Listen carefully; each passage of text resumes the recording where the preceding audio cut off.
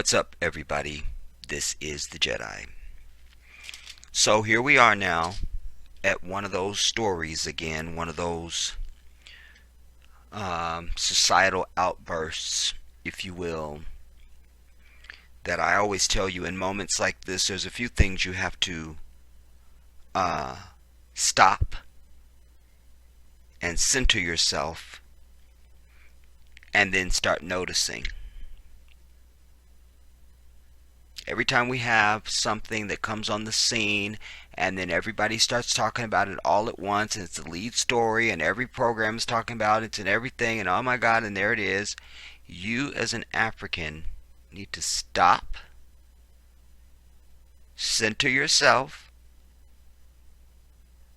and start paying attention. You can't get caught up, and that's what I see going on across the country, quite frankly. Everybody's caught up. You know, the Bill Cosby thing comes out. Everybody's caught up. That's just the first thing that came to mind. You know, I can't think of a lot of stuff right now. All right. That's on par with this. But the picture I'm painting for you is when some story hits and everybody jumps on it. Everybody's reacting to it. Nobody's taking time to stop, center themselves, and think. So, why I am speaking on this now is because it is my habit to stop, center myself, and think. So I'm hearing different things also that I find disturbing, and I see a narrative developing that is almost slanderous of Quincy Jones. I'm hearing statements being made, but more than anything, I see that the focus is being placed exactly where it doesn't need to be placed. And so I decided I needed to do my research and find out what was going on. I have not read the article, which is, I've come to the understanding that this is the interview, because I looked all over the internet, like, you know, with all the dust up, I thought it was going to be like, you know, the Vibe interview with Tupac or something, or you know, one of these interviews that it's like, you know, long pages of stuff, and oh my God, you know, I expected it to be that. And I've not been able to find anything that comes anything close to that. The dust up is over the Vulture interview. This is Vulture. And I've scoured every place else and I couldn't find anything. But what I did find was a video that I'm going to link for you. And that's this. This was a GQ interview done by some little kid named Khalid. I didn't know who he was either, and I wondered, why does he have the right to be sitting up there with Quincy Jones? And I only really decided to pursue that train of thought when I listened to the interview. About probably 5 minutes in, I couldn't take any more of the kid. He's lethargic, and I'm going to give him somewhat of a pass because he's not a journalist and he's 19, you know, or 17 or 19, yeah, 19 I think it is. Alright. But still, there's some things that should be in place based on time served on Earth. You see? If you leave bananas out for 2 weeks and they don't turn brown, that's a problem. Matter of fact, it don't have to be 2 weeks. I'm just giving it, like, for sure they should be running syrup by 2 weeks. You know, time served on earth. You see, some things should be in place. He's not sophisticated. He's not a good listener. A lot of times he was almost talking over Quincy. You could tell he, on several of his points, he was just waiting to speak and not really absorbing, you know. That's just my own critique of him. All right. I'm bringing this video and citing this for you to go and watch because in my looking around for this, firestorm interview, this was one of the things that I came across first, and I didn't know if this was it or not. And it is a recent interview, and so I needed to understand, well, is this the one? Because this was dated January 22nd, 2018. At least that's when it was uploaded. All right. Excuse me. And I'm going to talk about this one, actually. And I'm not sure if I'm going to talk about it before or after the main one. I think we'll probably do the main one first, and maybe I need to come back and juxtapose this one. Because what I did do through this one was to take notes on it. And to digress back to what I was saying about this kid, I had to go and find out who he was. So apparently he is a artist in his own right. He also has been up. He's Grammy nominated. I don't know if he won Grammys, but he's definitely Grammy nominated. And he's also a performer, singer. I actually went and watched one of his videos called Young, Dumb, and Stupid or something like that. Can't remember the name of it. But I needed to find out, why is he, and he's not a journalist, or is he a journalist, or what is his right to sit in front of Quincy Jones? That was the path I was pursuing. So I want you to go and watch that. I'm going to be telling you some things about it. All right. And so, but that was a perfect warm up, really, for whatever we're going to read in this, because remember, I've not read this at all. The only thing that I know of its existence is things that I've been hearing in the media. You see? Oh, they talked about it on The View, and they talked about it on The Real, and they talked about it on Mount Rushmore, and they talked, and it was on, it's been everywhere. People are talking about this. And I just thought, well, what is the deal? What is the deal?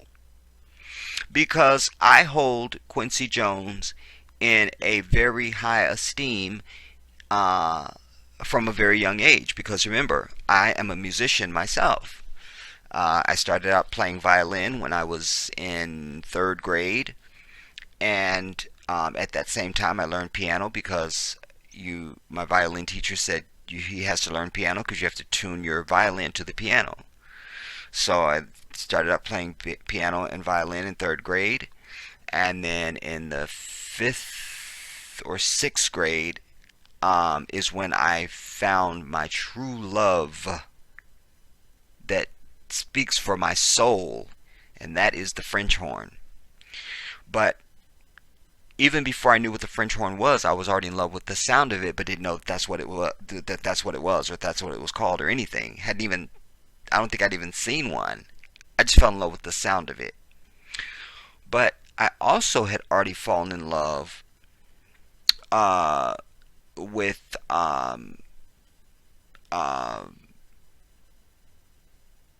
damn it, I just lost my train of thought as I'm saying it. It'll come back to me.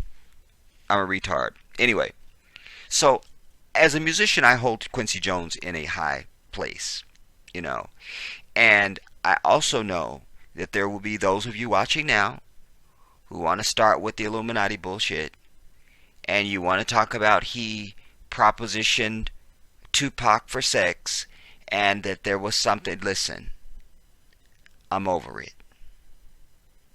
I'm over it. Because in the interview with this kid who's still not dry, who still has milk behind his ears, you understand there's a deep spiritual sense there that is not ambiguous. Indeed, it is an acknowledgement of the creator.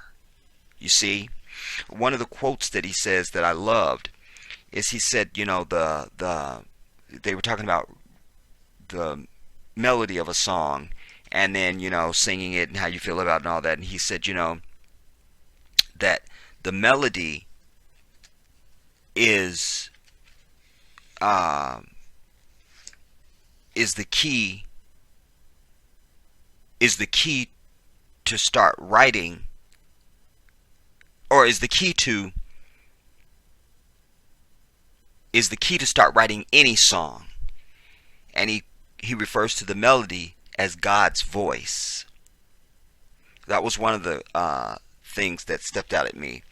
And then there was another one. I'm not going to just jump around on my notes now, because it'll be better when I come back and just go down through them, and then I'll hit those points. Anyway, we'll dispel that as we go through this. All right? And, you know, if you still want to think that, then, you know, take a rocket ship to the moon. You know, I'm over it. But you will find this interview very engaging, you know, and perhaps one could, and I will, make the claim even that perhaps one is making such a big deal of this interview so that people don't pay so much attention to this interview. You see? I'm going to break that down for you. Oh yes, the Jedi's voice is needed on this, because once again, and why I'm speaking on this even, is because this is yet again one of those things where what I have to say, you're not going to hear anybody else saying it, because I understand humanity, and I understand how certainly people in this society, in this country, think and operate, and what inspires and provokes them, and what riles them up, and all those things. And I know that 99.99999 of people will just be hashing over the sensational stuff, the drama, and all of it, and nobody is going to hear down. They're not going to be listening down to hear the stuff that's really important. You see?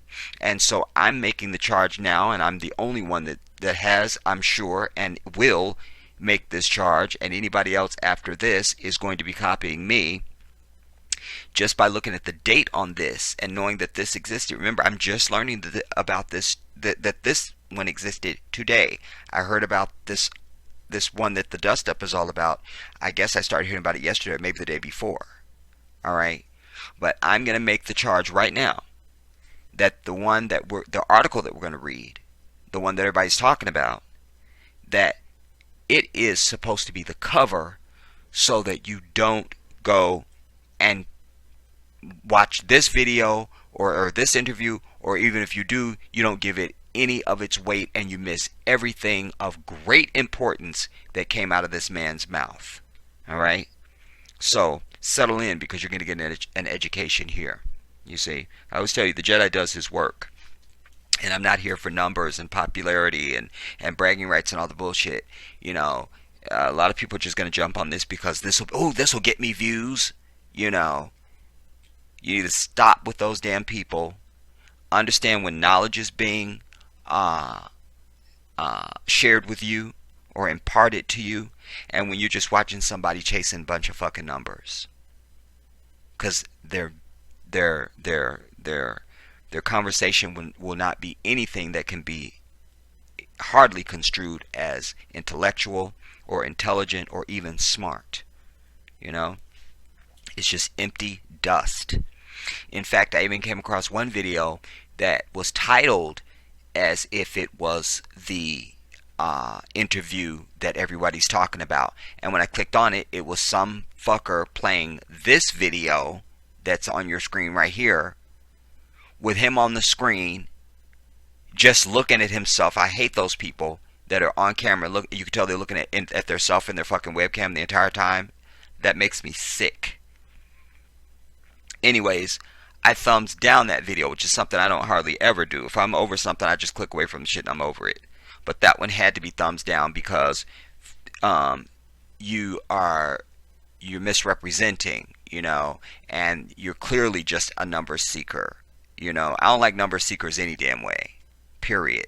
If you don't got shit to impart to humanity, get your ass off the fucking internet. Period. You know. And so it had nothing to do with the one that the dust up is all about, because that's not what they're talking about in this interview. And actually, I want to correct myself. The one that he played was actually this one over here where you see my cursor at. It wasn't even this one that I have on your screen right here. But nonetheless, it was not anything about this. All right? But he had it titled as if that's what you were going to be watching. And it wasn't that at all. All right. So let's get into this first, or this one that the dust up is all about. And then I think that maybe we will use that other one, my comments on that one, as kind of a, let's patch it all up now type thing. This is again from vulture.com, in conversation with Quincy Jones, the music legend, on the secret Michael Jackson, his relationship with the Trumps, and the problem with modern pop. In both music and manner, Quincy Jones has always registered from far away, as smooth, sophisticated, and impeccably well connected. That's what earning 28 Grammy Awards and co-producing Michael Jackson's biggest selling album will do, okay? But in person, the 84-year-old music industry maker is far spikier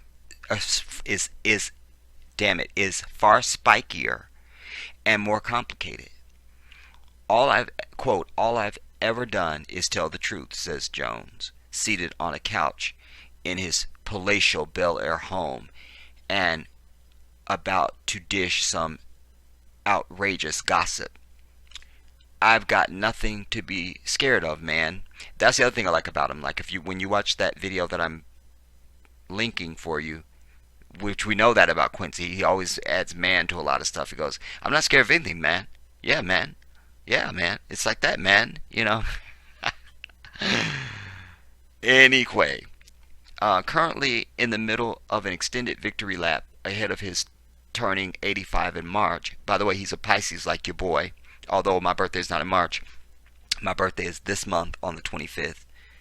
A Netflix documentary and a CBS special hosted by Oprah Winfrey are on the horizon. Quincy, dressed in a loose sweater, dark slacks, and a jaunty scarf, talks like he has nothing to lose. He name drops, he scolds, he praises, and he tells and retells stories about his very famous friends. Even when his words are harsh, he says them with an enveloping charm, frequently leaning over for fist bumps and to tap me on the knee. Quote, the experiences I've had, he says, shaking his head in wonder, you almost can't believe it, end quote. So I guess the dark print is the questioner. Okay, you worked with Michael Jackson more than anyone he wasn't related to. What's something people don't understand about him?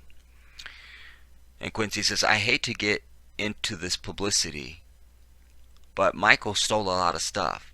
He stole a lot of songs. Donna Summers, State of Independence, and Billie Jean, the notes don't lie, man. The notes don't lie, man. I can't say it like him. You'll have to hear Quincy. All right. He was a Machiavellian. He was as Machiavellian as they come. How so? Greedy, man, greedy. Don't stop till you get enough. Greg Philliganes wrote the C-section. Michael should have given him 10% of the song. Wouldn't do it. What about outside of music? What's misunderstood about Michael? I used to kill him about the plastic surgery. Man. He'd always justify it and say it was because of some disease he had. Bullshit. How much were his problems wrapped up with fame? You mean with the way he looked?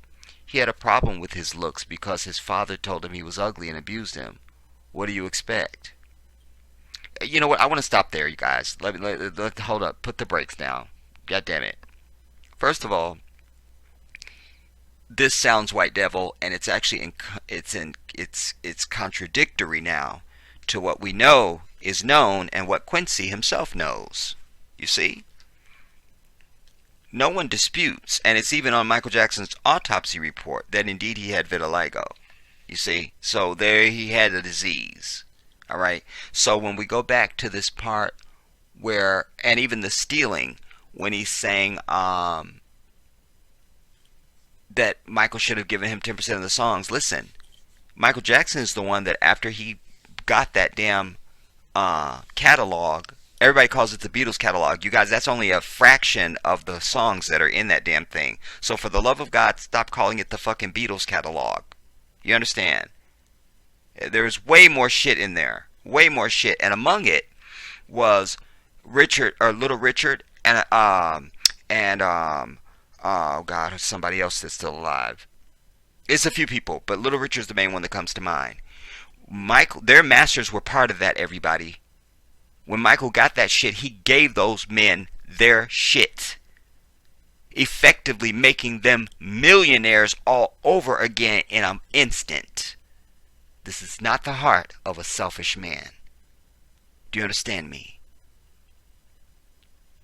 So, to not give Greg Philliganes his 10% of the song and Don't Stop You Get Enough, I'm sure that Michael absolutely felt that Greg was not entitled to that. And let us remember that Greg Philliganes was on Michael's tours.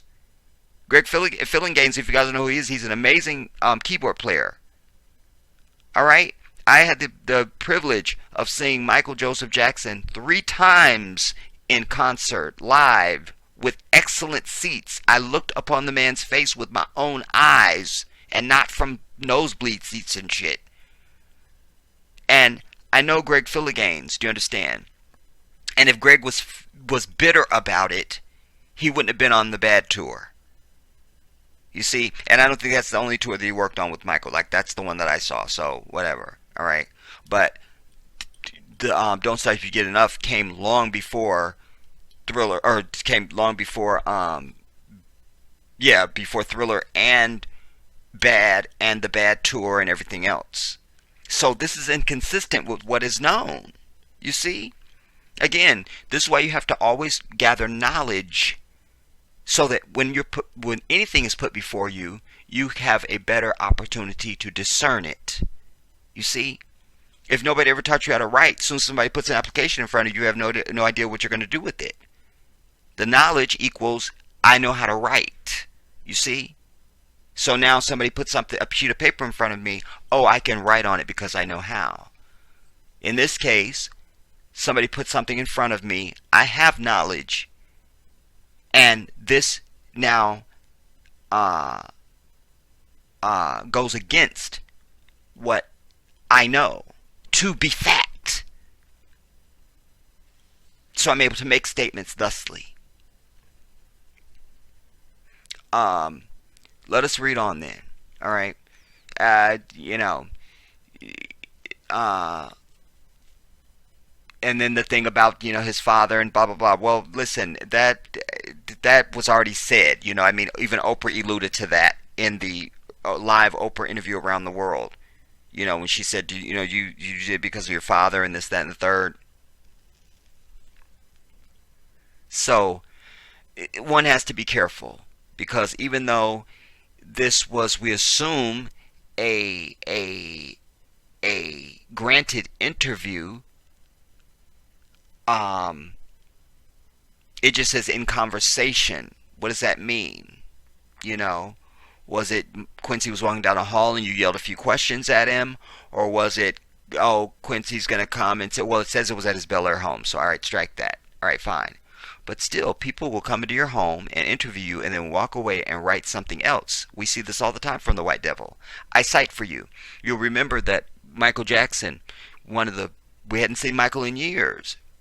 Certainly since the Oprah interview, there had been no major interview of Michael Jackson until the Martin Bashir bullshit. And he spent days with Michael. I want to say it was probably weeks even. From the way the piece was laid out. And he went and wrote exactly the opposite of the shit that happened. And thank God for Maury Povich, who then came with later a a major broadcast in prime time saying the Michael Jackson footage you were never supposed to see, and we saw the truth of it. You see? Is a white devil, is a white devil, is a white devil. And so it can only be the act of a devil that would sit in front of you and look in your eyes in your home and ask you questions. And then you go and write some bullshit. So let us be careful about this. Let us be very careful. And based on this opening right now, we need to be very careful, because I've already broken apart and shot down just several things right there already that we should at least be questioning at the very least. All right. So let us move on now. Where were we?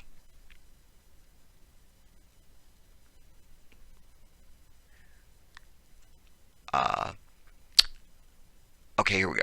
All right. Question. It's such a strange juxtaposition. How Michael's music was so joyous, but his life just seems sadder and more odds as times and more odd as time goes by. I want to stop before I even get to Quincy's answer. This is, I always tell you, the White Devil always comes back to try and make their lie or whatever they've put out. They always come back in some other form, many other forms, many other venues, many other individuals and situations to try and bring that same shit across back to you on a different spoon in a different wrapper. And this is that again. You see, we've already adjudicated Michael Jackson, and he's in his grave, unfortunately, because he was the most famous human being that has ever walked on the planet that we know as Earth. The most famous human being ever known to civilization, and the greatest entertainer the world has ever witnessed. You see? And we've already know all of his quirks and his ins and his outs and so forth. You see? But here they are now. They want to put yet another nail on Michael's coffin, even with that question. It's such a strange...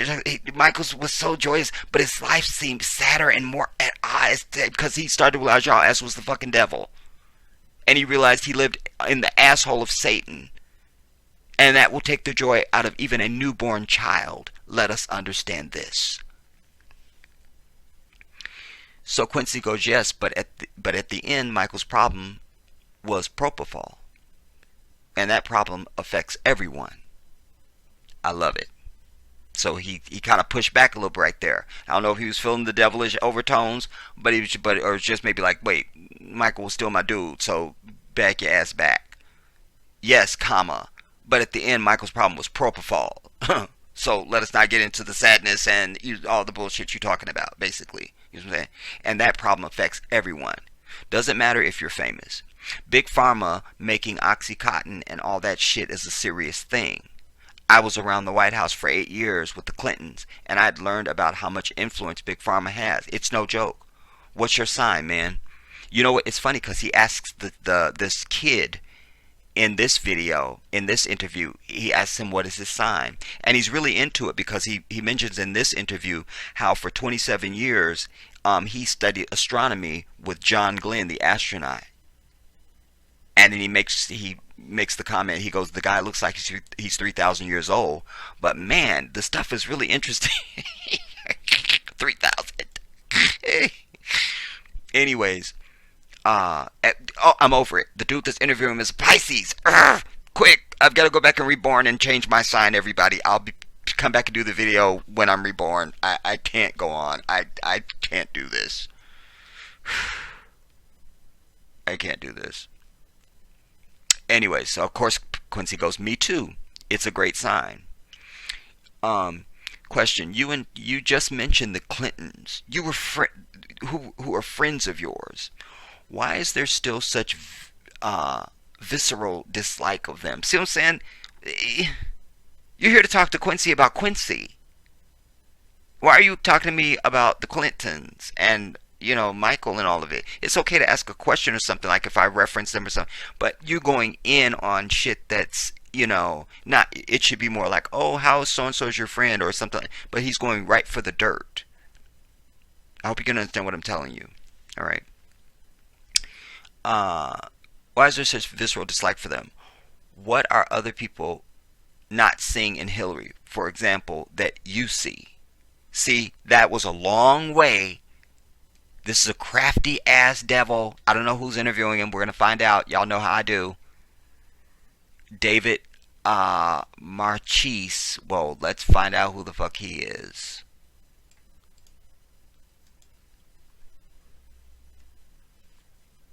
Oh, there he is. Huh?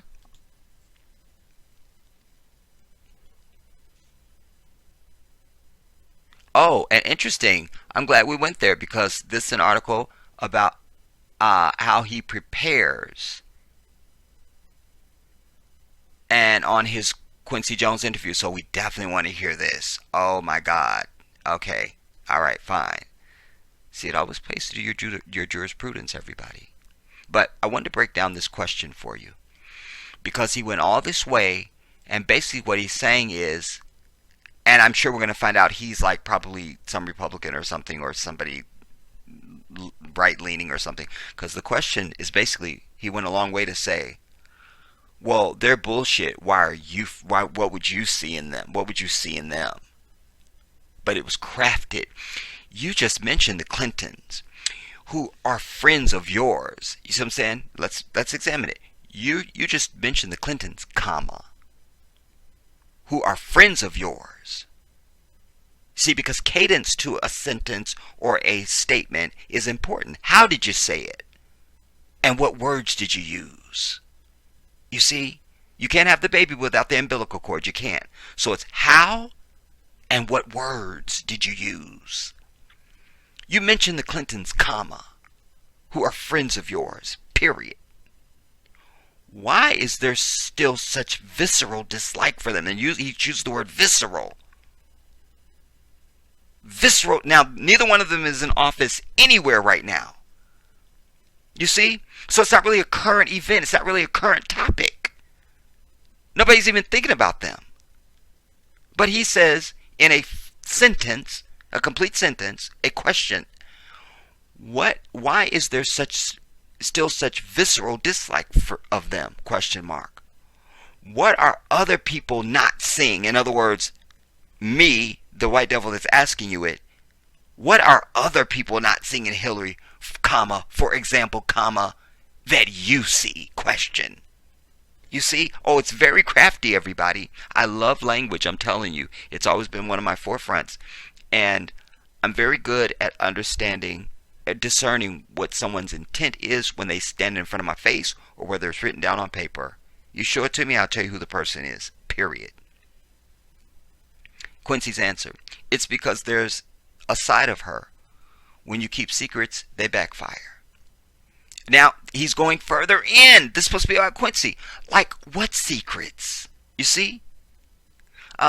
So now, before I read anything else, I can tell you right now, I can totally understand why this interview is getting the reaction that it's getting and the whole color of it because of the intent of the interviewer. When you watch Quincy in interview, he's very open. He doesn't come with any ego. He doesn't come with, I'm Quincy, I'm a legend, and film me from only the left, and, where's my Avion water? And you don't get that sense from him at all. Like this kid, if I didn't know the kid, and there was no background or any way for me to know anything, I would have thought he was just sitting talking to one of his nephews or grandkids or something. He's very warm. And you feel so familiar, like you just want to sit in a room with them and just say, hold up, let me get my big ass cup of cocoa, something real big, and let me just curl up and I don't want to do any talking, just you talk. You see? So this guy is taking advantage of Quincy's kindness and his openness. So he's going to try and extract any dirt about every topic out of him. I hope you're following me on this. So now what you end up with today that everybody's talking about is all these quotes. You see? Oh, he said the Beatles are the worst thing, and he said this, and I don't remember all the shit now. I'm sure it's gonna be in here. But you can understand where that came from. I always tell you everything has a pathology. Now I'm seeing why. Because I already bitched him out about the whole going further in on the Clinton thing. And that seems to be what he's going to do on everything then, I presume. Because then now he goes, like what secrets? Then Quincy goes, this is something else I shouldn't be talking about. You see? So in other words, he's just being mindful of the fact, well, wait a minute. This is just a regular interview. We're not here to really go in on anybody. You see? That's what he means in that statement. Like, this isn't something I should be talking about. He doesn't mean it like, ooh, people could be listening and there could be problems. No. That's why you got to get a full sense of him, you see? So, I've done my work before I even came to this article, and now I'm reading it for the first time, and you're getting my reaction to it as we go through it. And this is what I see in it already. So he says, this is something else I shouldn't be talking about. And based on that statement, maybe he said that before in the interview already. We're not getting the full interview. Probably only an edited version of it has been printed.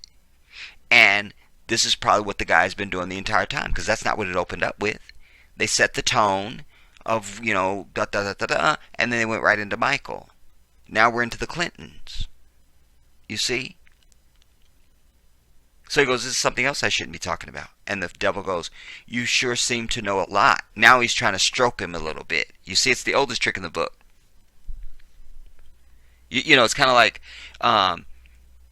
somebody has, you're a kid, and, the kid down the street is the one that has the best football, but you don't really like him, or even if you do like him, whatever, just like, you just really need to get that damn football. That's really your goal. So you're like, once you come out and play, you're the one that runs the fastest, like, geez, we can't do it without you. It's right in that same lane. So here, it's that same trick. So he's already going in way too far on just this Clinton shit. And then Quincy says, this is something else I shouldn't be talking about. And the dude goes, you sure seem to know a lot. So he's stroking him. And he goes, I know too much, man. So, I guess Quincy just shut him down there. Alright. With something that he didn't write. That he didn't print to you. So this isn't the full interview. Alright. So, question. What's something you wish you didn't know? Well, he's going further in. But then, he meant about the Clintons. And then, Quincy goes, who killed Kennedy? So I'm sure that was way out of left field for this devil. So then he goes, who did it? Now he's completely done with the Clintons now. He wants to know this. So then Quincy says, Chicago mobster Sam Giancana. The connection was there between Sinatra and the Mafia and Kennedy. Joe Kennedy, he was a bad man. He came to Frank to have him talk to Giancana about getting votes. The devil. I heard this theory before, that the mob helped win Illinois for Kennedy in 1960. Quincy. We shouldn't talk about this publicly. Where are you from? Devil. Toronto. I was at the Macy Hall show. Really? The Charlie Parker concert with Mingus and those guys. Yeah, man. I saw the contract after. You know what? I just made a connection, everybody. That's where Usher gets that shit. Yeah, man. You know how Usher be like, yeah, man. Yeah, man. He says that all the time. Fucker got it from Quincy. I want my check. Anyway. Yeah, man. I saw the contract after. The whole band made $1,100. I'll never forget that. At the time, it was just another gig. It wasn't historical. Like with Woodstock, Tito Puente told me he wanted to go out to that gig. Those festivals ain't my thing. Elon Musk keeps trying to get me to go to Burning Man. No thank you. But who knew what Woodstock would turn out to be? Jimi Hendrix was out there fucking up the national anthem. Wasn't Hendrix supposed to play on on Guala Matari. He was supposed to play on my album, and he chickened out. He was nervous to play with Toots uh, Thielemans, Herbie Hancock, Hubert Laws, and Roland Kirk. Those are some scary motherfuckers. Toot was one of the greatest soloists that ever fucking lived. The cats on my record were the baddest cats in the world, and Hendrix didn't want to play with them. what what do you think when you first heard rock music? See, now he's in the lane he should be in. All right. Rock ain't nothing but a white television of rhythm and blues, motherfucker. Rock ain't nothing but a white version of rhythm and blues, motherfucker. You know, I met Paul McCartney when he was 21. What were your first impressions of the Beatles? That they were the worst musicians in the world. I want to stop there. Now, this is one of the quotes that I've been hearing since this all blew up, you know. And before I even read the rest of it and understand what he said and all of it, I want to just say, listen, again, as a musician, Quincy Jones is one of the most brilliant musical minds of our time, everybody. And what makes him even greater than even the greater, that makes him even greater than the greats, the greatest greats that he would be among, why he would stand out, is because of his diversity. You see? Quincy Jones is a jazz man, essentially, but he also understands symphonic music. You understand? He also plays French horn like your boy. Understand that. You see? But he also plays trumpet and trombone and baritone and things like that. And he loves brass instruments, you know? But he could also write musical. You understand? And then this is the guy that gave us Thriller, essentially. You see? Oh, his diversity is off the chain. And then go back, and there's nothing more haunting and beautiful than the original score of the original Roots. You know what I'm saying? Especially that title theme. Dun, dun, dun, dun, dun, dun, dun, dun, dun, dun, dun, dun, dun, and then it dun, dun, dun, modulates. Dun, dun, dun, dun, dun, dun, dun, dun, dun, dun, dun. It's beautiful. It's beautiful. You see, but his diversity. So if Quincy Jones walks up to you and tells you you are bullshit, then you need to just go work on your shit. You know what I'm saying? Don't argue with the man. Don't have shit to say. Go work it out. You know what I'm saying? Go work it out and come back. You see what I'm saying? So when he says they're the worst musicians in the world, to me that's the same as the tablets that came down from Sinai with Moses. You see? They were no playing motherfuckers. Paul was the worst bass player I ever heard, and Ringo, don't even talk about it. I remember once we were in the studio with George Martin and Ringo. Had taken 3 hours for a 4-bar thing he was trying to fix on a song. He couldn't get it. We said, mate, why don't you get some lager and lime, some shepherd's pie, and take an hour and a half and relax a little bit? So he did. And we called Ronnie Varel, a jazz drummer. Ronnie came in for 15 minutes and tore it up. Ringo comes back and says, George, can you play it back for me one more time? So George did, and Ringo says, that didn't sound so bad. And I say, yeah, motherfucker, because it ain't you. Great guy, though. So they must have been playing the playback or something. He thought he was playing it. I don't know. Were there any rock musicians you thought were good? I used to like Clapton's band. What were they called? Cream. Yeah, they could play, but you know who sings and plays just like Hendrix? Paul Allen. Stop it. The Microsoft guy? Yeah, man. I went on a trip on his yacht, and he had David Crosby, Joe Walsh, Sean Lennon, all those crazy motherfuckers. Then on the last 2 days, Stevie Wonder came on with his band and made Paul come up and play with him. He's good, man. You hang out in these elite social circles and doing good has always been important to you. But are you seeing as much concern for the poor as you like from the ultra rich? Another shady ass question. Did you hear that? He mentioned that he was on the yacht. You see, and this motherfucker, I always tell you, the subconscious always has a way of speaking.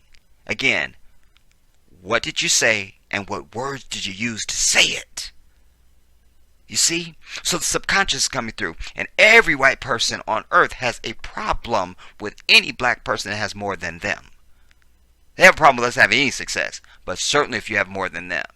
You see? And here's Quincy, a legend. He's yachting around with all these. Just yachting around. You see? Just yachting around in all of it. You see? I'll give you an example. You know, one place I used to live, the condos were all such that mine was on the end, and I was the only one that had access out from my property by a gate. Everybody else didn't have that. But because I was on the end, I had an access gate that led right out from my patio. You see? So I could leave and I didn't have to go out my front door or anything. And the white heifer that lived 2 doors down from me, shortly after she moved in, I was going to the trash dump. She's like, "You have a gate?" I go, "Yeah, I'm the only one that has a gate." "Oh, wish I did." But it was more like, "Fuck you, you don't deserve it." You see? Oh, it's all there, everybody. It's all there. It's all there. So this is that same tone and intent coming out there. He answers the question going, "You hang out in these elite social circles, and doing good has always been important to you." See? I hope you're with me. But are you seeing as much concern for the poor as you'd like from the ultra rich? Because he could have just... He only asked this question because of what Quincy said. You feel me? And if your bitch ass was going to say anything, you could have just said, you know, are you seeing, let's see, are you seeing as much concern for the poor as you'd like from the ultra rich? That still would have been some bullshit and I would have bitched about it. But it strengthens my point that he says, you hang out in elite social circles and now he sets him up, and doing good has always been important to you. In other words, you're doing all of this. Are you still giving to the poor? That's what he really means. You know, are you doing something for the poor? You see, he wouldn't ask Steve Jobs or somebody that bullshit. Or whoever's living. I don't know. I don't know these white people. All right. And Quincy goes, no. The rich aren't doing enough. They don't fucking care. I came from the street, and I care about these kids who don't have enough because I feel I'm one of them. These other people don't know what it feels like to be poor, so they don't care. Are we in a better place as a country than we were when you started doing humanitarian work 50 years ago? It's too much to break down, y'all. We're just going to get through this because I'm just finding all sorts of little shit as we go through this bitch. Oh my God. Anyways, Quincy goes, no, we're the worst we've ever been. But that's why we're seeing people try to fix it. Feminism. Women are saying they're not going to take it anymore. Racism. People are fighting it. God is pushing the bad in our face and making people fight back. We've obviously been learning more lately about just how corrosive the entertainment industry can be for women. As someone who worked in that business at the highest levels for so many years, do all the recent revelations come as a surprise? Now that's the first fucking question he's asked that even is acceptable to me. You see? No, man. Women had to put up with fucked up shit. Women and brothers. We're dealing with the glass ceiling. But what about the alleged behavior of a friend of yours like Bill Cosby? See? He wants to snatch that validity away from Quincy Jones. Because I got to do this. I can't read this and not do this. Because this is what I do. If you weren't listening to me, when I read shit, this is how my mind works, everybody. That's why I'm trying to get you to do the same thing. That's why I don't read the articles in advance. Anytime we have anything we're going to read, I always read it cold. So that hopefully by you seeing how my mind works, you go, wait a minute, I need to step up my game, or whatever, or maybe it validates what you might already be doing, whatever. You see? We can't just go past this. And that's another reason I'm doing this damn video, because you're not going to hear this anywhere else. They're only going to be talking about the sensational bullshit, and there's so much more here. There's so much more going on. Now, I just gave the bitch credit for the fucking first question that he asked that wasn't bullshit, and then he follows it right up with some bullshit.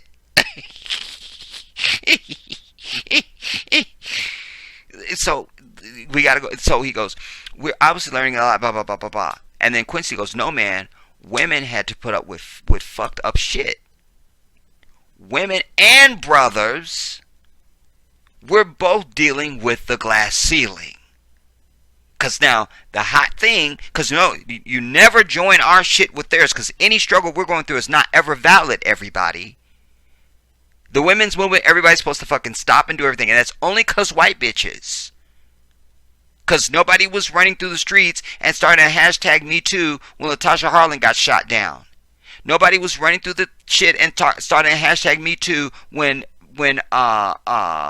Sandra Bland got fucking murdered. And we keep on going down the list of African women. You see what I'm saying? But when it's a white bitch, everybody's supposed to stop. Or if it's any white cause, it's supposed to stop it. Even this hashtag Me Too, that's really not about black women. Any black women coming out just helps to, they just see it as more fuel to their white fire. They're really not concerned about what happened to that sister. It don't matter. You need to understand this. So that's what's coming out in the thinking of this devil that's interviewing him. You see? So he just dared to, if he had just said women are putting up with shit and women, then he would have just went on to the next question. But because he said women and brothers, we're both dealing with the glass ceiling, then this devil comes back and says, but what about the alleged behavior of your friend, behavior of a friend of yours like Bill Cosby? In other words, you're not going through it and you all are perpetrators of it. Fuck him. This is the shit to be pissed off about, not whatever the fuck the shit that they're making a big hype about. I'm over it. I'm getting worked up. Where's my damn punch at?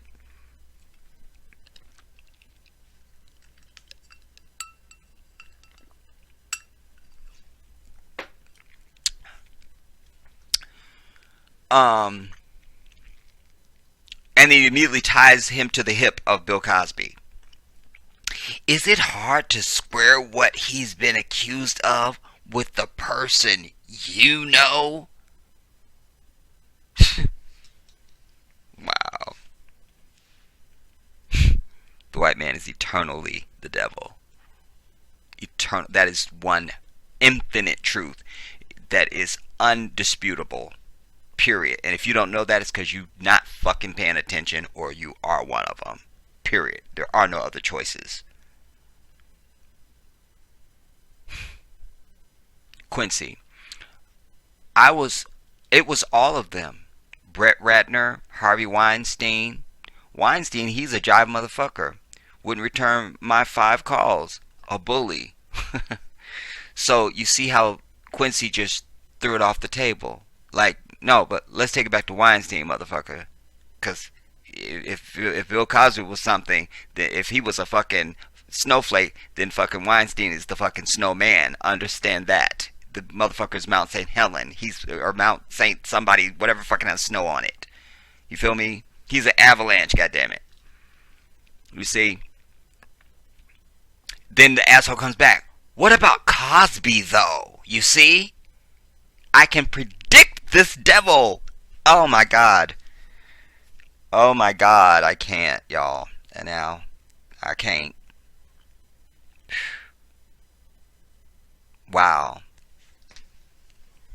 Wow.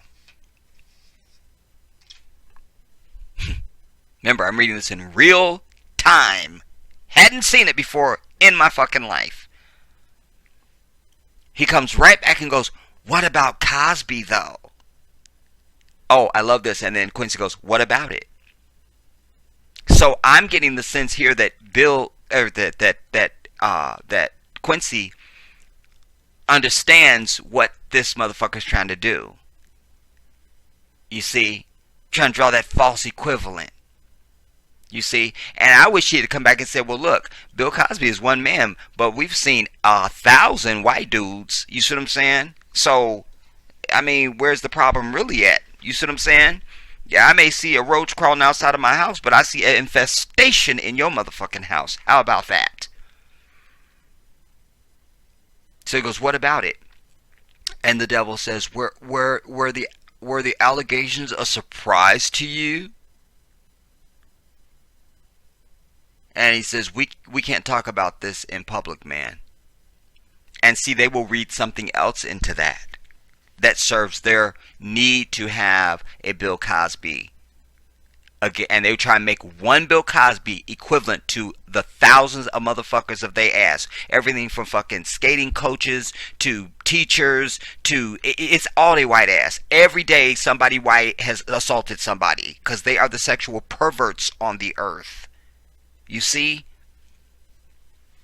But they always try to make a false equivalent on every fucking thing. So he just gave you the fucking Holy Grail Weinstein, bitch.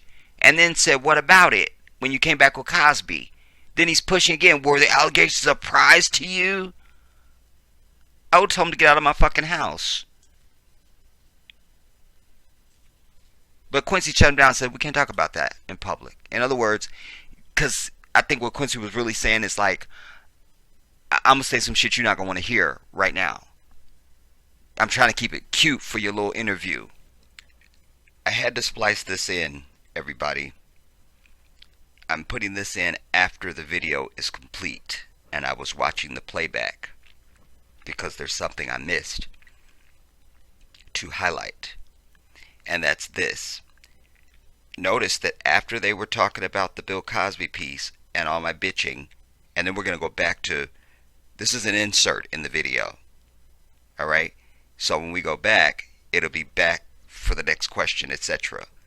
But notice after they stop talking about the Bill Cosby shit, what's on the page? 5 Cosby accusers recount their stories. Not recant their stories. And there's a video. You see? Is a white devil, is a white devil, is a white devil. Why is that there? I always tell you, nothing ends up on television or in print that has not been put there on purpose. And they have related as the title. You see? Because it's so important for them after he mentions the when he tried to tie Quincy to the hip of Bill Cosby, and then Bill Cosby, and then Quincy comes back with the Harvey Weinstein bullshit. Then he goes back, "What about Cosby though?" is his next question. Then Quincy answers, and he says, "Were the allegations a surprise to you?" And then Quincy goes, "We can't talk about that, man." And then then they have this. You see? And this dude that wrote this, that did this during the interview, he is not the publisher of Vulture. You understand? But they're all devils, and they all feel the same. They are the same.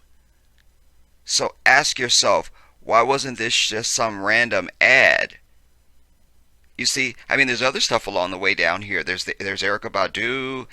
There's something on Eminem. Here's something on jazz legend Sonny Rollins. You know what I mean? But no. Right after that exchange, boom, 5 Cosby accusers recount their stories. To take you back to that and get you off of Weinstein. I had to come back and put this into the video. I had to do that. To show you that it's in line with what I'm illustrating for you in this whole piece. The devilry and their false equivalent bullshit that they do. That's it.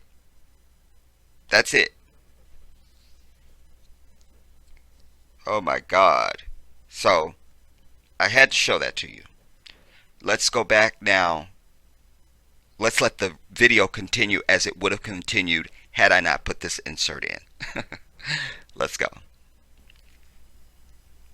I'm sorry to jump around. Be a Pisces, Jam. I don't know what the fuck he meant with that. The bitch is not a Pisces. Alright, I decided it. Shit. Now. And so he know he's going in too far. And he knows his intent is some bullshit. And that's what every fucking white devil does. Oh, sorry to jump around. Like, now he's gonna try and make it light. Fuck you. And the bitch that gave birth to you. Let's see what the next shit is. If you could snap your finger and fix one problem in the country, what would it be? Racism. I've been watching it a long time. The 30s to now. We've come a long way, but we've got a long way to go. The South has always been fucked up.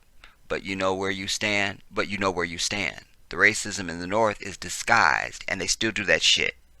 You see? And the South has learned more how to do that. But it's in all they white ass. You see what I'm saying? Grin in your face and hate you behind your fucking back. That's always been their way. You know. But I agree with them because I lived in the South for a while growing up. We lived in Arkansas when I was 12 years old. And I appreciated them calling me fucking nigger and letting me know they didn't like my black ass. You see what I'm saying? I appreciated that. So when I crack teeth, I know I'm cracking teeth for the right fucking reason. You know. The racism in the North is disguised. You never know where you stand. That's why what's happening now is good. Because people are saying they are racist who didn't used to say it. Now we know. What stirred everything up? Is it all about Trumpism? I'm telling you, this motherfucker is a right-winger. We gotta see who the fuck this little twit is, bitch.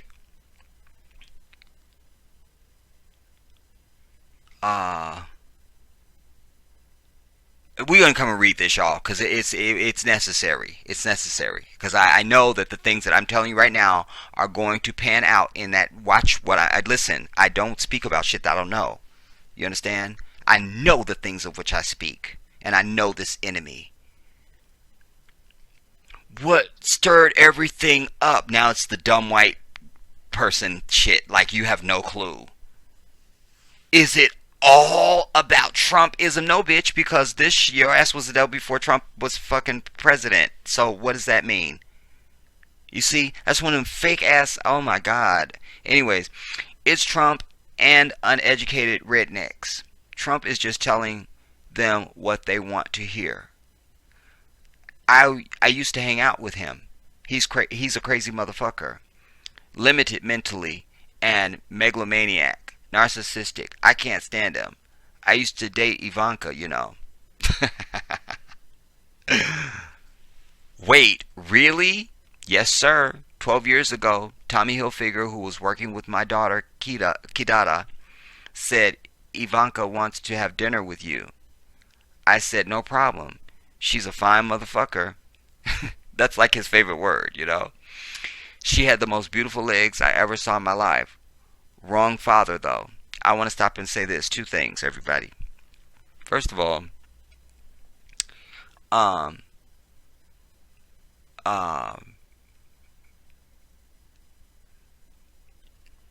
his daughter. He mentions in the video that I told you I want you to go and watch that LL Cool J used to was also engaged to his daughter. Yeah, was engaged to his daughter. He mentions that. And then, you know, Ivana and Ivanka are very close, those 2 words. Because Ivana is the mama. Ivanka is the daughter. The bucktooth bitch. Alright? The daughter. So, okay, well, never mind. Because he says wrong father, though. So, it's Ivanka. Okay. And I heard them, I think it was on The View. I think it was The View. And they're like, no way, and this, that, and the other thing. Listen, at that level, listen, these people are not like you and I, everybody. their life is nothing but doing what the fuck they want to do. You know, money is no object. They're not thinking about, oh, I got to pay my light bill or my fucking gas bill. You understand me? Their family has a 757 is their private jet. A fucking 757. You see? And the opulence and the wealth and all of it. So their day-to-day life is something that you really can't relate to or imagine. And how many years ago? This was 12 years ago. So we see Quincy now at 84, and you would think, well, nah, she wouldn't want no Quincy Jones. Nah. First of all, if you see Quincy's young pictures when he was young, Quincy was very handsome. Not to say he's not a handsome guy now, you know. If you're into the Yoda look, but that's separate though. But that's separate though. But that's separate though. But that's separate. See. So, but 12 years ago, Quincy didn't look like he looked right now. And he's Quincy Jones. So, let us not throw that out so quickly. You see? And he would have no reason to lie. Quincy is not pressed. You see what I'm saying? He ain't pressed. This ain't like when you was like in high school or some shit. You claimed you went out with some chick you never went out with, or she gave you her phone number and she really didn't. Or she trying to holler at you and everybody found out, no, nigga, she wasn't trying to holler at your ugly ass. Fuck you. You said, nah, such a shit. You see what I'm saying? This is Quincy. He's an international star. So, yes, when you have money and fame, you'd be surprised at the women that just come out of nowhere. Women that you would think would never holler be the first ones trying to holler. The first ones. You know what I'm saying? And it goes the other way, because this dude that, thank God, Vanity didn't end up marrying him, this dude Victor that I've mentioned, he told me to my face. We were all getting ready to go someplace one day, and we were downstairs in the car, and we were still waiting for Vanity to come down. And he told me that his family was racist, but they were okay because she was a celebrity. Oh, don't get me started. Don't get me started. Don't.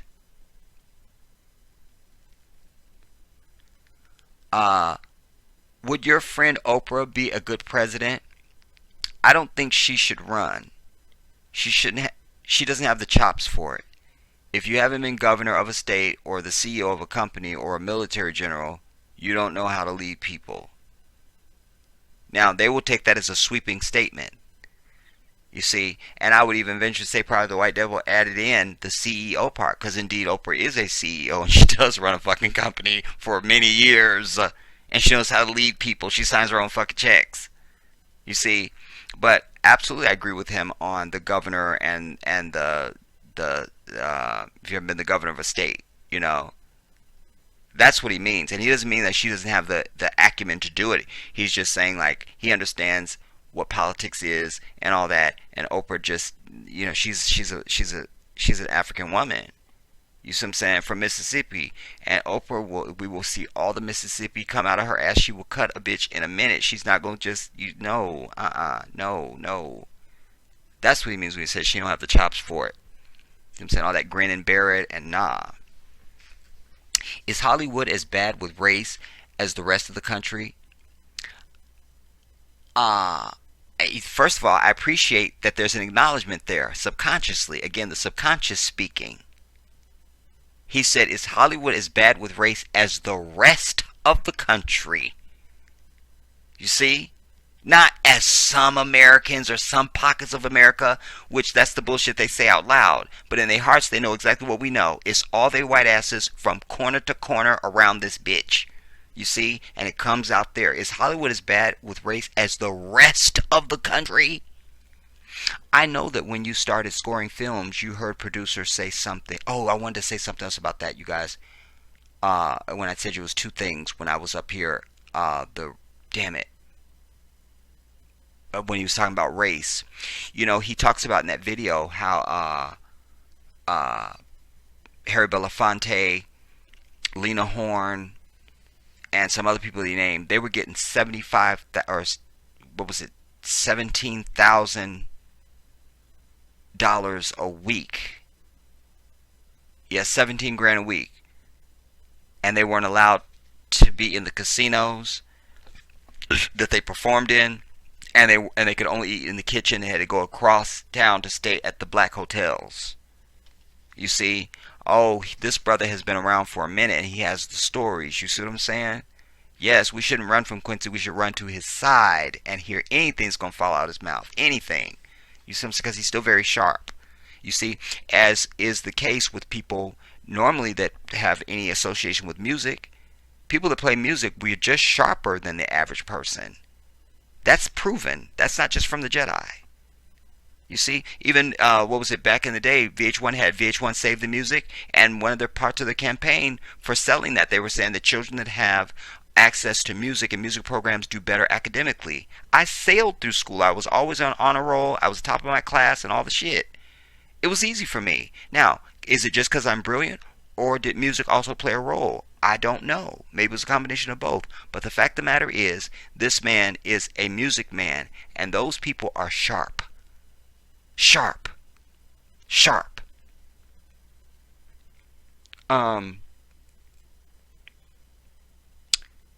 So we'll move on. We'll move on. All right.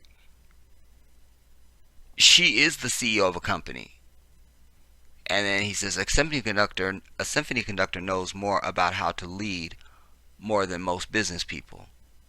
More than Trump does. He doesn't know shit.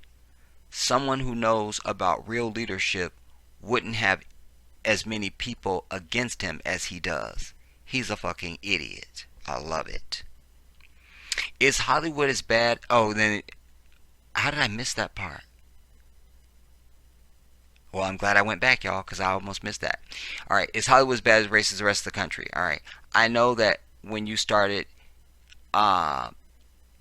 scoring films, you heard producers say things like they didn't want a bluesy score, which were clearly code speak. Are you still encountering that kind of racism? It's still fucked up.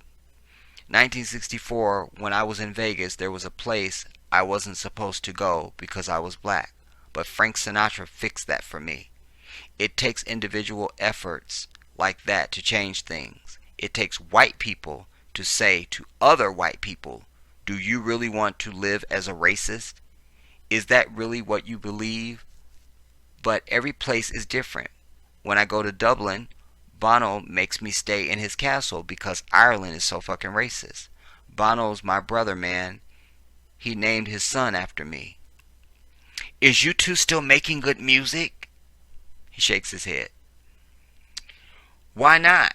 I don't know. I love Bono with all my heart, but there's too much pressure on the band. He's doing good work all over the world. Working with him and Bob Geldof on Debt Relief was one of the greatest things I ever did. It's up there with We Are the World. There's a small anecdote in your memoir about how the rock musicians who'd been asked to sing on We Are the World were griping about the song. Is there more to that story? It wasn't the rockers. It was Cyndi Lauper. She had a manager come over to me and say, the rockers don't like the song. I know how that shit works. We went to see Springsteen, Hall & Oates, Billy Joel, and all the cats, and they said we love the song. So I said to Cyndi Lauper, okay, you can get your shit over with and leave. And she was fucking up every take. And she was fucking up every take because her necklace or bracelet was rattling in the microphone.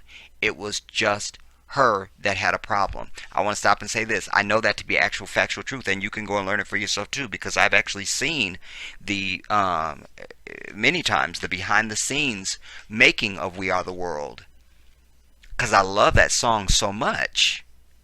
My God, I love it.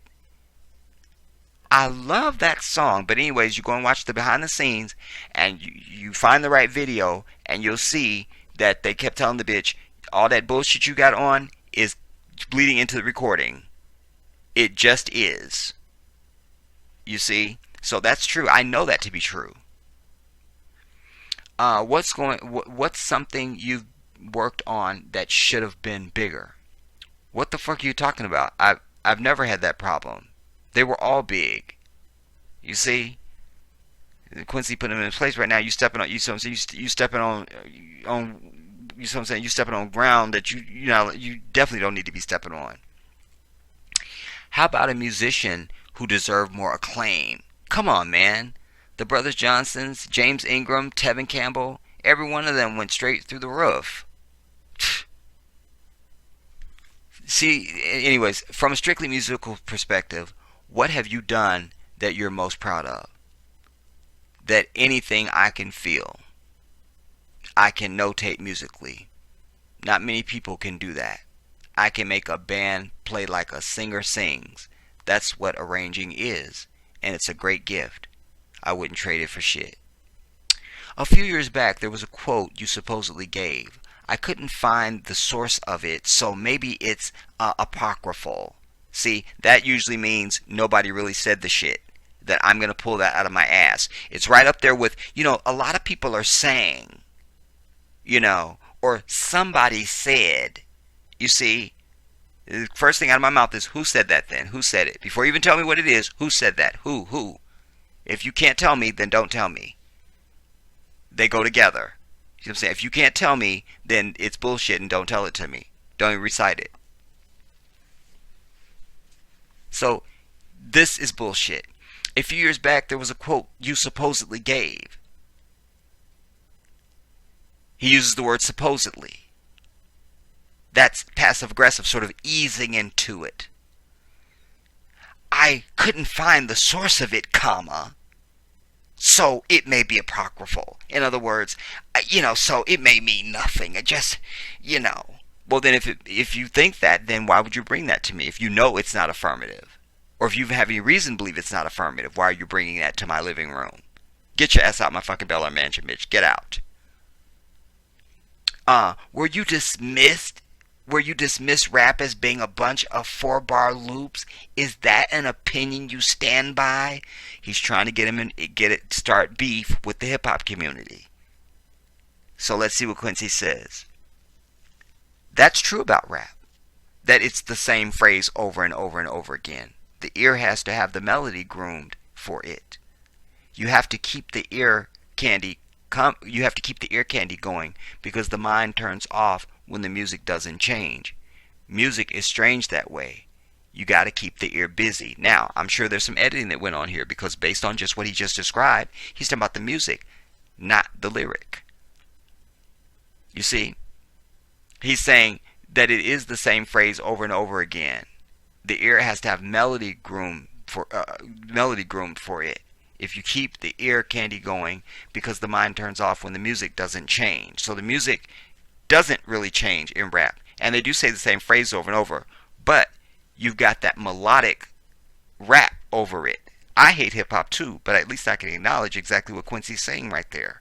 But this will be interpreted as a diss because nobody is taking the time to stop, think, center, and then think. You know what I'm saying? Is there an example from the work you did, maybe with Michael, which illustrates what you're talking about? No, motherfucker, because, and listen, I'm not, let's see what Quincy says now. I'll tell you what I'm going to say. Yeah, the best example of me trying to feed the musical principles of the past, I'm talking about bebop, is Baby Be Mine. And he hums some of the melody. That's Coltrane done in a pop song. Getting the young kids to hear bebop is what I'm talking about. Jazz is at the top of the hierarchy of music because the musicians learned everything they could about music. Every time I used to see Coltrane, he'd have Nicholas Slaminsky's book. So listen, hear what he said. He said, "Baby Be Mine." I don't think that that's a Michael Jackson song. Damn it. I accidentally clicked on it. It is a Michael Jackson song, but he's saying it's Coltrane. All right. Yeah, he was famously obsessed with theorists or thesaurus with the thesaurus of scales and melodic patterns. That's the one you're talking about, right? That's right. You're bringing up all the good subjects now. Everything that Coltrane ever see, you're bringing up all the good subjects now. Everything that Coltrane ever played was in that thesaurus. Uh, in fact, right near the front of that book, there's a 12 tone example. It's Giant Steps. Everyone thinks Coltrane wrote that. He didn't. It's Slaminsky. That book started all the jazz guys improvising in 12 tone. Coltrane carried that book around till the pages fell off. When Coltrane started to go far out with the music, when Coltrane started to go out far with the music, Giant Steps. Even further out, though, like on Ascension, you can't get further than that 12. You can't get further out than 12 tone, and Giant Steps is 12 tone. But when he was playing atonally, no, no, no, even that was heavily influenced by Alban Berg. That's as far out as you get. Do you hear the spirit of jazz and pop today? No. People gave it up to chase money. When you go after Ciroc vodka and Fat Farm and all that shit, God walks out the room. I have never in my life made music for money or fame. Not even Thriller. No way. God walks out of the room when you're thinking about money. You could spend $1 million on a piano part and it won't make $1 million back. That's just not how it works. Is there innovation happening in modern pop music? Hell no. It's just loops, beats, rhymes, and hooks. What is there for me to learn from that? There ain't no fucking songs. The song is the power. The singer is the messenger. Yeah, I love that. He said that with the other dude too. I love that quote. The song is the power. But actually he says the song is God and the singer is the messenger. I think that's how he said it. Anyway, the greatest singer in the world cannot save a bad song. I learned that 50 years ago, and it's the single greatest lesson I ever learned as a producer. If you don't have a great song, it doesn't matter what else you put around it. What was your greatest musical innovation? Everything I've done. I love it. Everything you've done was innovative. Everything was something to be proud of. Absolutely. It's been an amazing contrast of genres. Since I was very young, I've played all kinds of music. Bar mitzvah, music, Sousa marches. Oh man, for you guys that don't know anything about music, when he says Sousa marches, John Philip Sousa, if any march you've ever heard, you don't have to be a musician. If you've ever been to a parade, excuse me, if they're playing a straight march, it's probably a John Philip Sousa. You see? Oh my God. When I was in high school, we played some of the great John Philip Sousa marches. One was, I think, Under the Double Eagle was John Philip Sousa. We played a lot of Sousa marches, but anyways, just John Philip Sousa. Sousa marches, strip club music, jazz, pop, everything. I didn't have to learn a thing to do Michael Jackson. You see? So, it's what I started out telling you. Like, this dude is like, what makes him the great of the greats as far as composers and arrangers and stuff is that his diversity, you know? Like, I consider John Williams one of the greatest composers of our time, you know, period.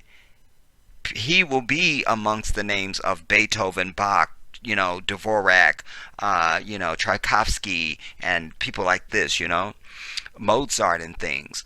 But none of those people even have the diversity of Quincy Jones. They just don't have it. They just don't have it. What would account for the songs being less good than they used to be? The mentality of the people making the music. Producers now are ignoring all the musical principles of the previous generations. It's a joke. That's not the way it works. You're supposed to use everything from the past. If you know where you've come from, it's easier to get where you're going. You need to understand music to touch people and become the soundtrack of their lives.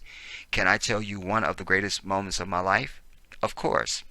It was the first time that they celebrated Dr. King's birthday in Washington, D.C., and Stevie Wonder was in charge and asked me to be musical director. After the performance, we went to a reception, and three ladies came over. The older lady had Sinatra at the Sands. I arranged that. Her daughter had my album, The Dude, and then that lady's daughter had Thriller. 3 generations of women said those were their favorite records that touched me so much. I want to say this, you guys. You guys have heard me bitch and complain to the highest rafters that there is no music now. There is no music. There's no music. There's nothing out there. Nothing. And I tell my 15-year-old nephew all the time. You guys have seen my nephew, the Prince. I always tell him, there's nobody that you know right now that's going to be around in 15 years. Most of them won't be around in 10. And all of them will definitely be gone in 20. Every single one of them. Every single one of them will be, nobody will care, and it will mean nothing. There's nobody out there that has any lasting power at all. You know, maybe you could salvage a Beyonce. You know, probably she has a better chance, but she's chasing a lot of this mystery music and signs and she's just trying to be an enigma more so than the music, because music's supposed to be universal, and that means it just touches everybody, and I worry for her, Usher, if he gets his act together, I think also could have a certain staying power. But he's trying to follow trends now also of this shit that don't mean nothing. Keep it classic and you will last. You follow this bullshit that's here now, you won't be around in 10 years. Certainly not 15, definitely not in 20.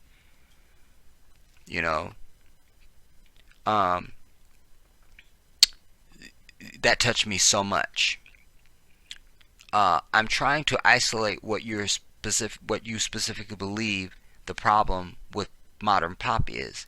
It's the lack of formal musical knowledge on the part of musicians. Yes, and they don't even care. They don't have it. Well, who's doing good work? Bruno Mars, Chance the Rapper, Kendrick Lamar. I like where Kendrick's mind is. He's grounded. Chance too. And the Ed Sheeran record is great. Sam Smith, he's so open. He's so open about being gay. I love it. Mark Ronson is someone who knows how to produce. I want to stop and say this.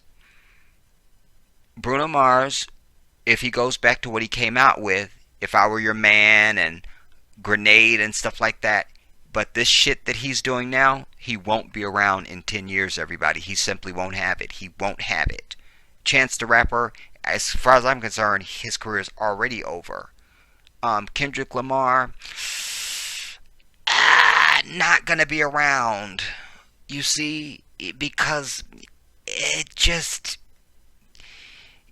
when you think about the type of music that he's putting out, when James Brown came out with Say It Loud, I'm Black and I'm Proud, that was at a time when there was a certain thing in the hearts of our people. It was a statement of defiance and encouragement and a chant of pride, really, for our people. Say it loud, I'm black and I'm proud. Dun, dun, dun, dun, dun. Say it loud, dun, I'm black and I'm proud. So that's a classic you could pull out and play because it still has meaning. And maybe Kendrick will have that. But that front and present, can't wait to see you, I'm very, very frightened for him. Ed Sheeran, nobody will care and he won't be around. I'm over it. Alright. Putting aside the quality of contemporary songs, are there any technical or sonic production techniques that feel fresh? No, there ain't nothing new. The producers are lazy and greedy. How does that laziness manifest itself? Listen to the music. These guys don't know what they're doing. You got to respect the gift God gave you by learning your craft. I love him. I love him. I love him. I love him. I love him. Because that's what it is now. You know, it's strictly business. It's not artistic. And it makes me sick that mediocrity is now being passed off as brilliance and something profound. You know, it's not. You know, just because they tell me Kendrick is going to do something positive, that doesn't really mean anything. You know, it's a whole thing that goes with it. There's a feeling. There's a feeling that has to be there too. You know, and or anybody that's doing anything that's supposed to be like even in that area. You know, I'm just, it's just not now. Damn it. You know, real musicians, real respecters of music, we understand this. You know, that's why I can make the claim so boldly that there is no music. There is no music. There's none. There's no music. I can tell you honestly, I literally haven't turned on my radio because the only radio I own is in my car. I literally have never I haven't turned on my radio probably in easily, I know it's way more than this, but easily 10 years, I never turn on my radio. Ever. Ever. I don't even know if the bitch even works anymore. I'm over it.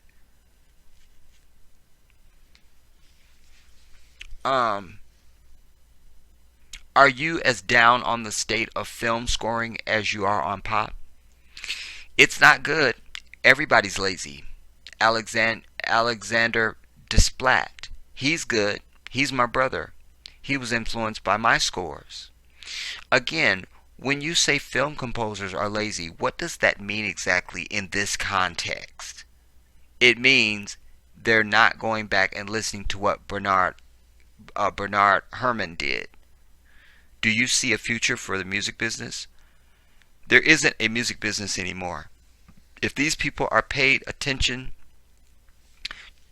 if these people had paid attention to Sean Fanning 20 years ago, we wouldn't be in this mess. But the music business is still too full of these old school bean counters.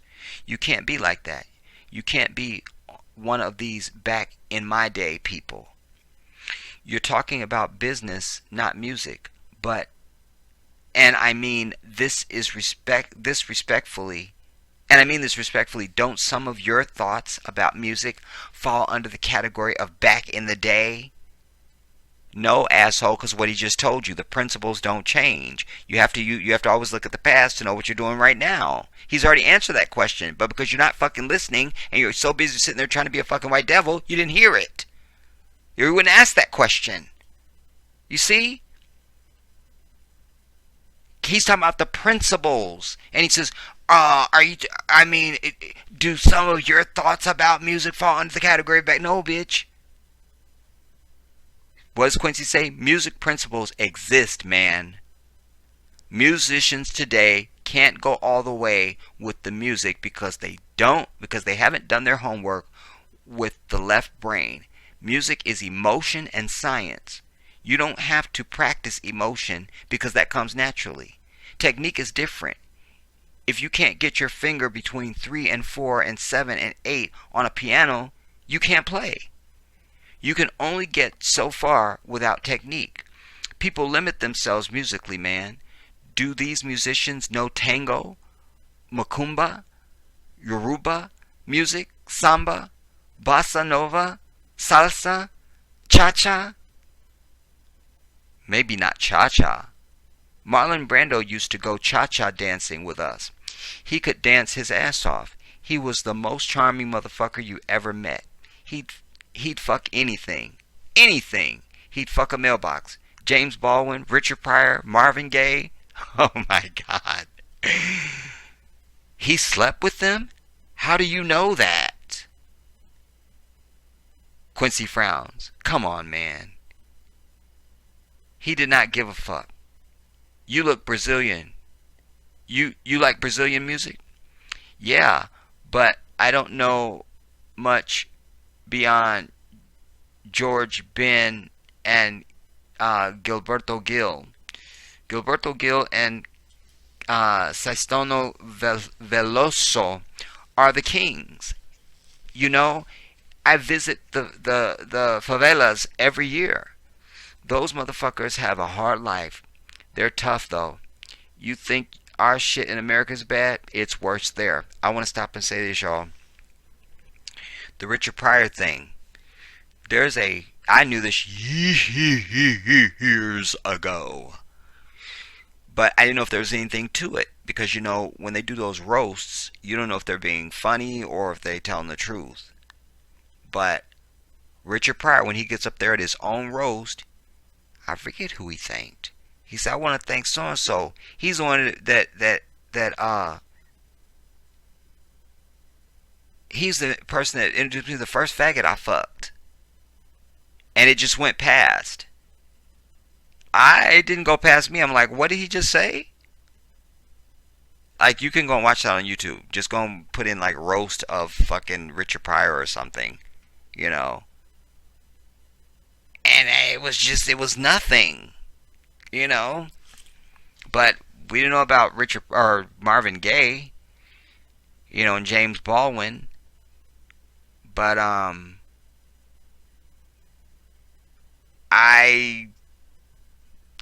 whatever, I guess. I read that a young man you used to carry around, I read that as a young man you used to carry around a 32. Yeah. Did you ever fire it? Yeah. At what? So the idea was, just look, you carried around a gun. Did you ever kill anybody? That should have been the whole question, because that's what you really want to fucking know. But you had to play cat and mouse. You carry around a 32? Yeah. Did you ever fire it? Yeah. At what? I'm getting pissed off again. Quincy grin. Just practicing. Okay, let me ask you a left field question. In your memoir, there's a section where you talked about being a dog. Where you talked about, and then Quincy goes, being a dog? That's not what I was thinking of. But yeah, that's in there. I was thinking of a section where you describe having a nervous breakdown not long after Thriller. You talk so often about your ups. I'm wondering if maybe you can talk about one of your downs.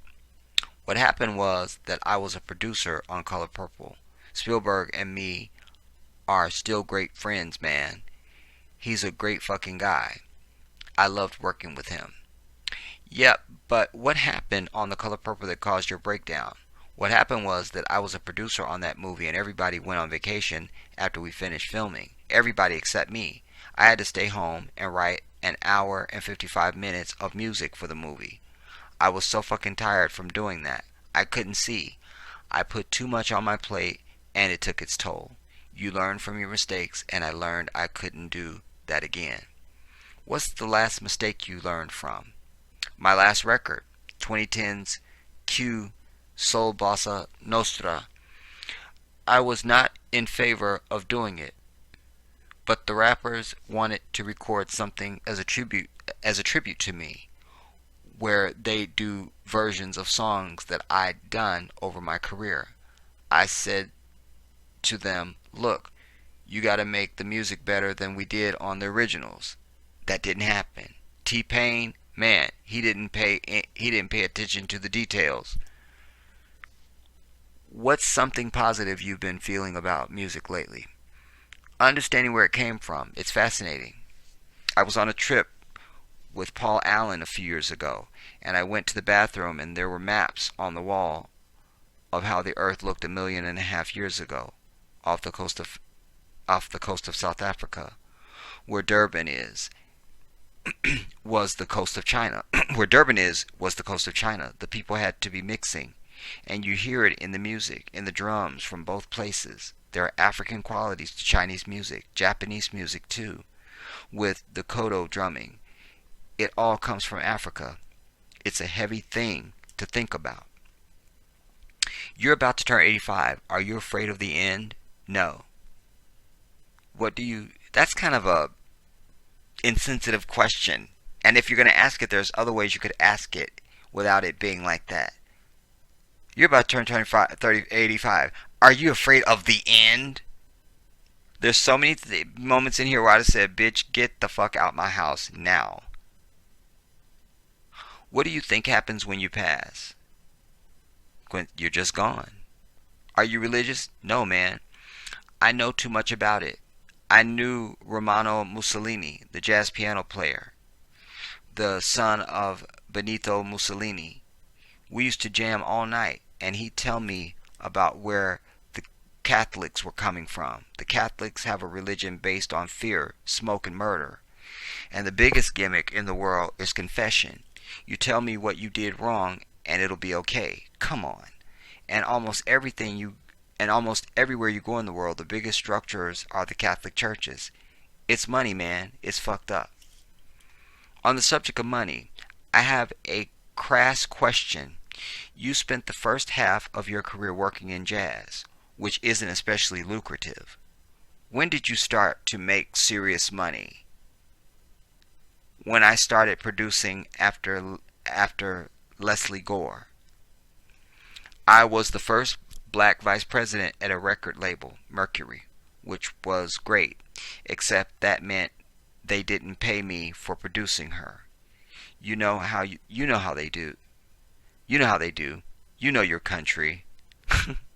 But after that, that was shade. You so said, yes, Quincy, get a little stab in. It's not much, but I'll take what I can get, goddammit. But after that, in the 70s, when I started producing for other artists, and then with Michael, of course, that made me a lot of money. And big money came from TV producing. The Fresh Prince of Bel-Air, that was huge for me. Mad TV was on for 14 years. That syndicated money is great, man. That syndication money is great, man. How much did your upbringing, the difficulties with your mother and growing up in real poverty affect how you perceive success? Of course it affected it. I appreciated the shit I have because I know what it's like to have nothing. What about having a fractured family? How did that change you? Same as with money, man. I appreciate what I got. How often do you think about your mother? All the time. She died in a mental home. Brilliant lady, but she never got the help she needed. Her dementia precox could have been cured with vitamin B, but she couldn't get it because she was black. When you think about her now, what comes to mind? That I wish I could have been closer to her. What happened to her? What happened to her? 4 kids. That's a bitch.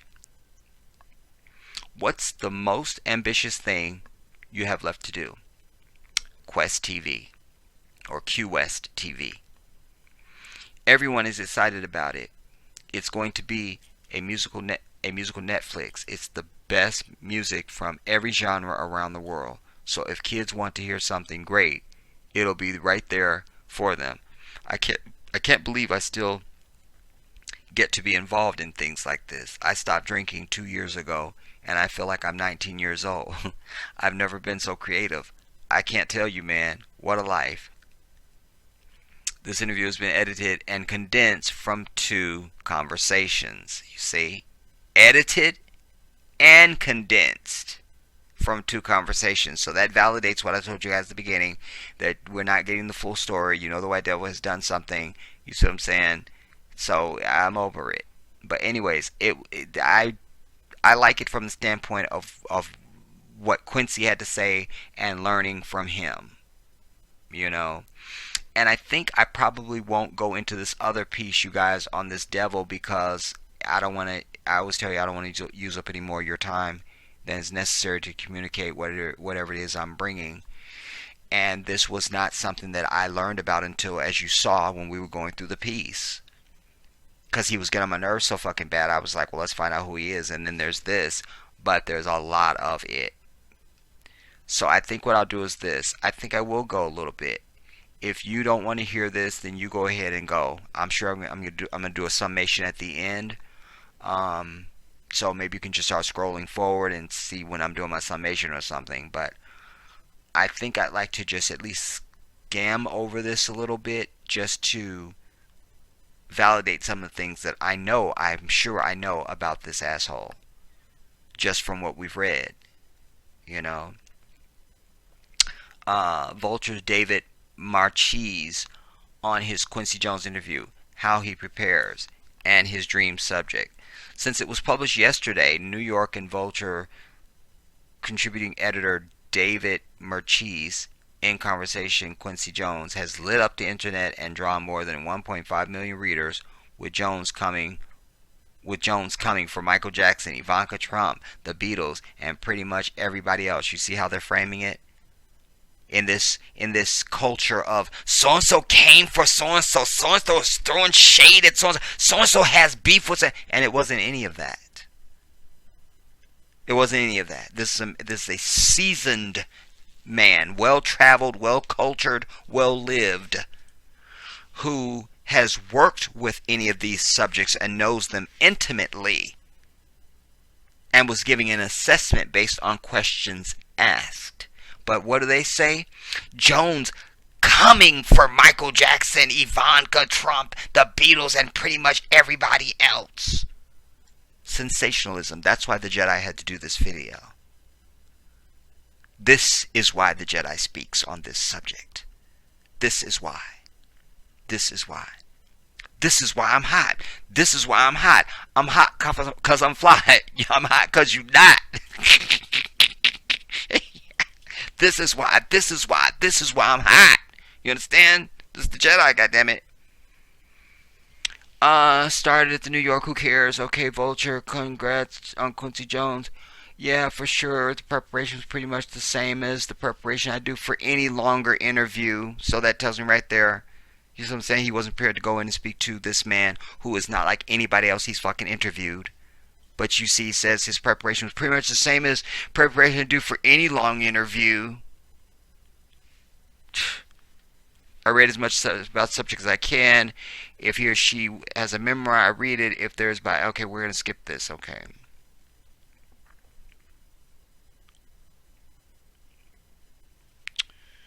Well, yeah, do tell. Okay, so during all this research, I'm taking notes and then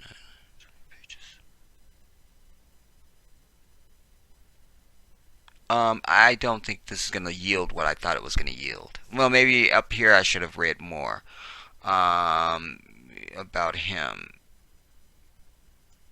2014, before moving 26 to answer press room questions us over Slack about person. Alright, now. How to be lying when I say that the regime. How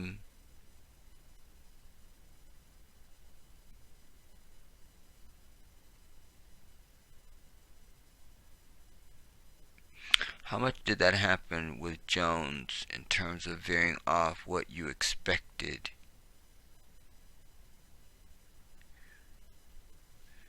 Do you take notes? I do take notes mostly as a crunch, like a break glass in a case of emergency thing. A safety blanket. The goal is to never refer to them, but of course then the funny thing that happens in the conversation will veer off from the things I plan on talking about. Okay, and then they say, is there something he veered off? Yeah, he did lots of veering, but having done the preparation it meant I could usually get him back on some sort of more straightforward path. Well, that's not true.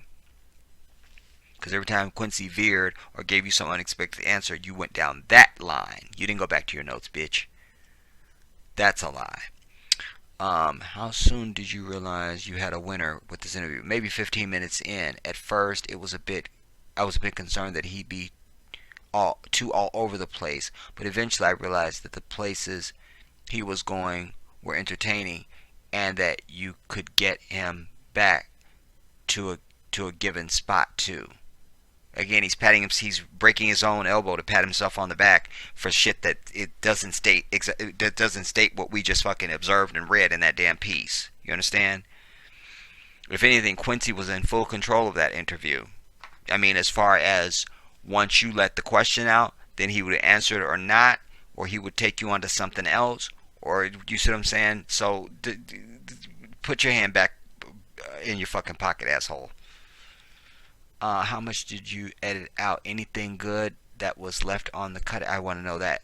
Okay. Oh yeah, tons were edited out. See what I told you? What did I tell you? I said I get the sense that we're not even getting where he began at. Because when what was that statement Quincy said? Here's something. When the first time he says here's something again, I shouldn't be talking about. So that let me know that there might have been another time that he had said that. But that's not what the article reflected. So therefore, this is being verified now. When he says, was there something you edited out? He goes, oh yeah, there were tons was edited out. The average transcript for an end conversation is probably 15,000 words, and they run between like 4,000 and 6,000. Honestly, I can't remember in this moment that much that was cut out.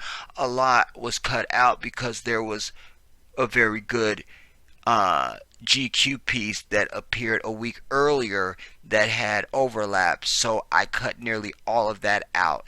And then there was some other stuff that for various reasons I didn't feel warranted including, you see? And that's all the stuff that I pointed out to you.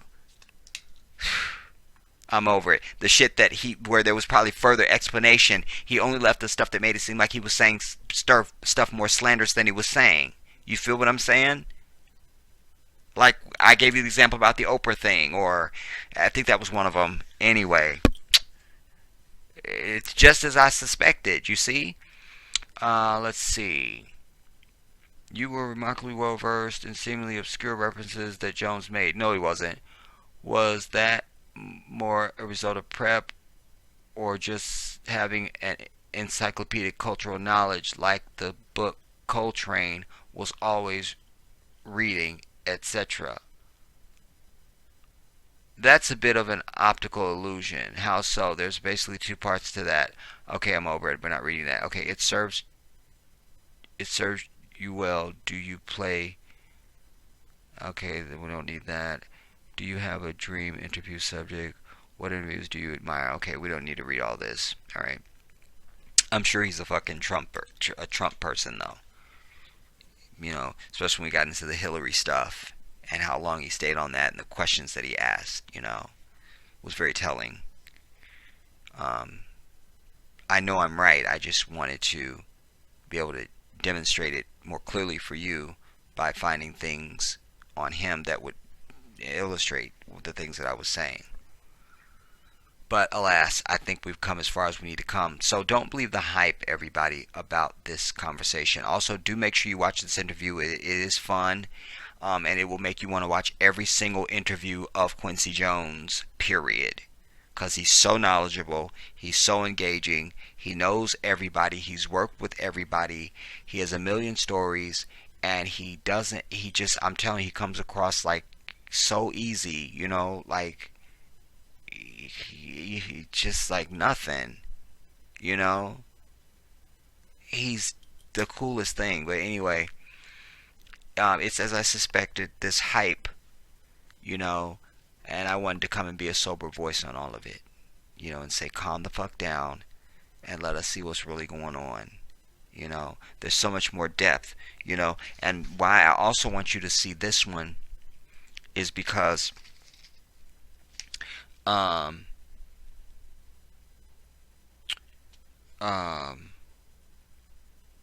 when this kid talks about his oppression, he was like, yeah, you know, something he was saying, you know, lets me know how we being oppressed. He goes, you ain't seen no damn oppression. How old are you?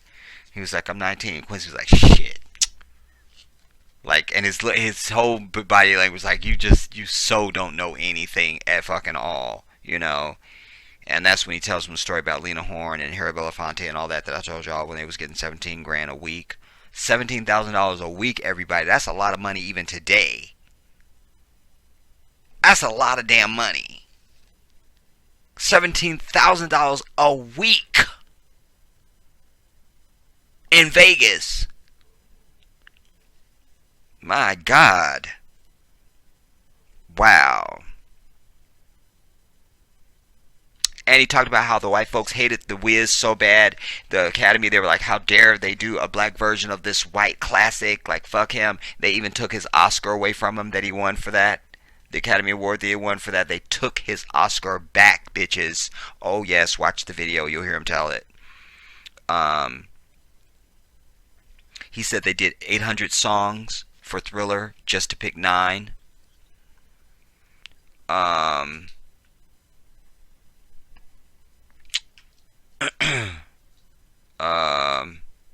Oh, that's what the quote was, y'all.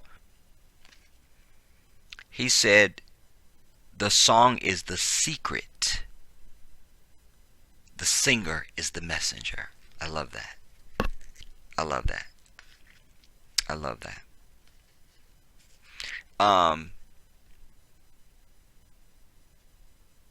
And the he talked about being in Chicago for a deposition he had to do. Somebody was trying to sue Michael Jackson for the song "The Girl Is Mine," and Walter Yetnikoff sent a plane for him to go to the court. And by the way, it was on that trip that he was in his hotel room and saw Oprah on TV, didn't know who the fuck she was, made some phone calls, and that's how her ass ended up getting in The Color Purple. Understand? Because he was like, that is Sophia. If she could act, that is Sophia. That's her. What else?